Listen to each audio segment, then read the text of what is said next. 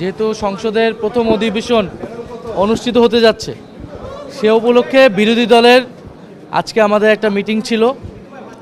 যারা 11 দল আমরা একসাথে নির্বাচিত করে বিরোধী দলের জায়গায় এসেছি। তো আজকের এই মিটিংয়ে আমরা মূলত আগামীকালের অধিবেশনে কি হতে পারে সম্ভাব্য সে বিষয়ে আমরা আলোচনা করেছি এবং মিটিংটা এখনও চলমান আছে।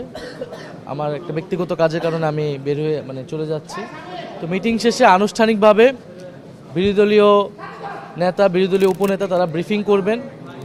প্রাথমিকভাবে আমরা আগামীকালকের স্পিকার নির্বাচনের কথা, নির্বাচন হওয়ার কথা, ডেপুটি স্পিকার নির্বাচন হওয়ার কথা, এই বিষয়গুলো আলোচনা হয়েছে। সেখানে আমাদের ভূমিকা কী থাকবে, রাষ্ট্রপতির ভাষণের একটা বিষয় আছে, সেই বিষয়ে বিরোধী দলের ভূমিকা কী থাকবে, এবং আমরা যেটা বলে এসেছি যে সংবিধান সংস্কার পরিষদ শপথ যেহেতু আমরা নিয়েছি সংবিধান সংস্কার পরিষদের সদস্য হিসেবে, সরকারি দল নেয়নি, আমাদের একটা দাবি আছে যে সংবিধান সংস্কার পরিষদের শপথ নেওয়া এবং এই সংসদটাকে সংবিধান সংস্কার পরিষদ হিসেবে কার্যকর করা।